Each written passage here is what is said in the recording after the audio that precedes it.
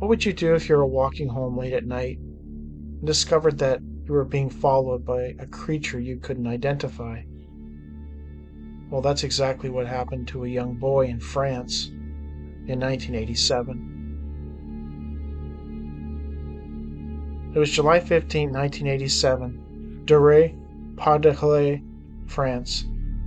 Matthew T., then a boy, was walking home along a winding dirt road which skirted the Dury forest. It was nearing midnight. He made his way around a structure near the duck pond and along a curved, fenced-in path.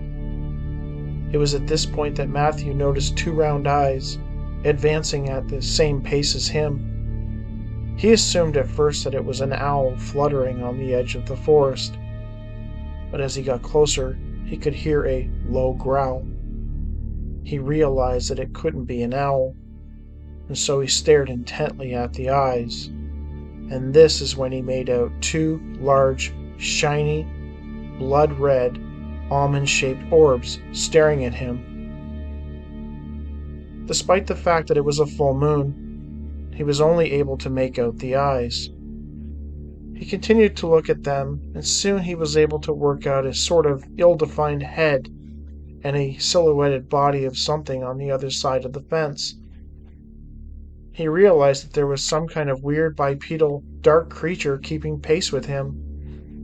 Whatever it was very hairy, a gray-black color. He continued to watch it as he walked, and he came to understand that this was a massive creature. Sometimes it walked on all fours, and sometimes on its two hind legs. On all fours it was about 5.5 feet tall. On two legs it was a frightening 7.5 feet tall. Terrified, Matthew began to run. The creature also commenced running, easily keeping pace with him on the other side of the fence. Matthew understood completely that this creature was stalking him and would, if given the opportunity, probably kill him. Matthew could not take his eyes off the creature, and similarly the creature continued to watch him. Speaking to investigator M. Jean-Marie Bigorne about the creature, Matthew noted that when it moved, it spread its hind legs in order to move the front ones without jumping. It also emitted a grunt so loud, with a kind of slow breathing, that it drowned out the sound of its footsteps. At points when Matthew had to stop to catch his breath, the creature also stopped. When it did, it ceased grunting. Matthew observed long threads of thick white slime or drool trickling down from both sides of the creature's mouth. It seemed to be salivating. 5 times Matthew stopped to check if the creature was still following him, and each time it straightened up, walking and running like a human being with disconcerting ease. It had a human-shaped body, but the head resembled both a large wolf and a grizzly bear. He eventually reached the end of the trail and began running on the road. The fence in the forest was still to his left. When his house was visible ahead of him, the creature suddenly stood up and seized the fence. It shook it strongly with its hands or forelegs, and then it tore off a portion of it with incredible ease. Sensing the creature would come through the fence, an out-of-breath Matthew started running again. He ran as fast as he could for home. To his surprise, the creature did not come through the fence, but remained on the other side, running alongside him. He got the sense that the creature, for whatever reason, could not or would not step onto the road. It was during this final leg of the run, with the moonlight shining bright, that Matthew could best see and make out details of the creature. It had a very elongated head. It was bulky in relation to the body, with visible ears. It also had a small hairy stomach with a clear area with pink skin. Its eyes were vertical pupils. It reminded him of cat's eyes. At the end of its fingers it had thick claws. Between each finger there were very long gray-black hairs. The creature was unlike anything he'd ever seen before, and he was absolutely terrified. Finally, arriving home, Matthew slammed the door shut. He was panting and frightened. His stepfather, who was still awake, could sense that something was wrong, and he immediately asked what happened. Matthew then proceeded to tell him that for the last 15 minutes, a strange creature had been following him, and he insisted that it was still outside on the other side of the fence. The stepfather was incredulous, so Matthew insisted that he go outside and see for himself. The stepfather grabbed his shotgun and proceeded to open the door and step outside. He assumed that most likely Matthew had seen a large wolf or a dog. He did not see anything, and after looking around for a few minutes, he turned and went back inside.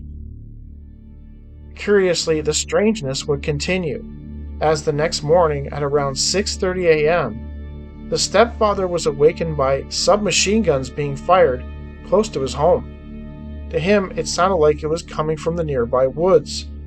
He quickly got dressed and went outside to take a look, eager to find out what exactly was happening.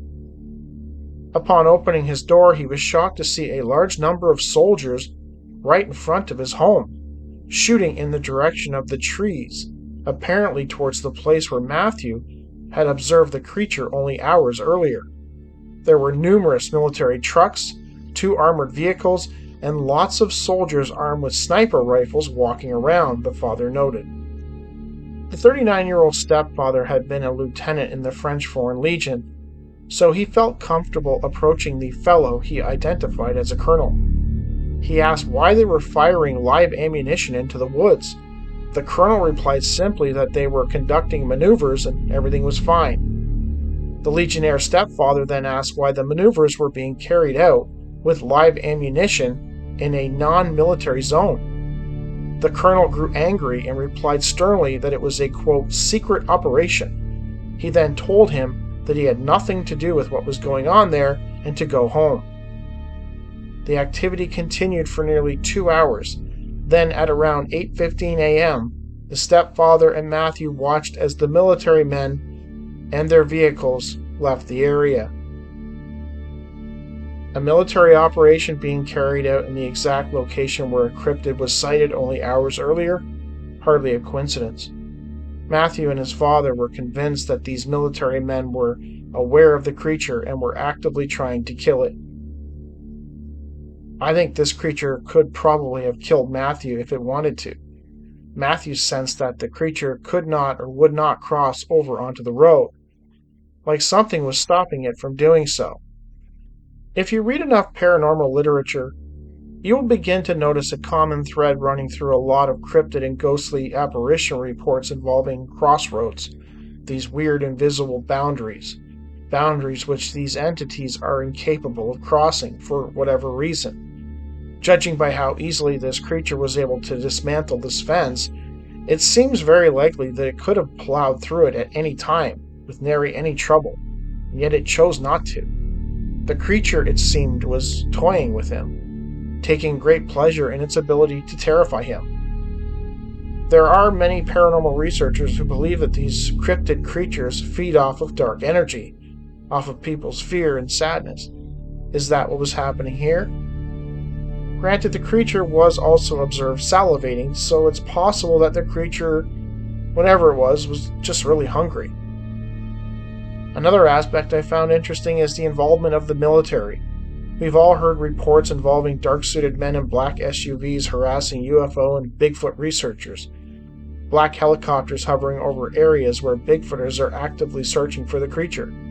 But this report seems to suggest that the French military is very much aware of these cryptids and are trying to either capture or kill them. Judging by the amount of men and vehicles observed by Matthew and his father, it seems they were taking this very seriously.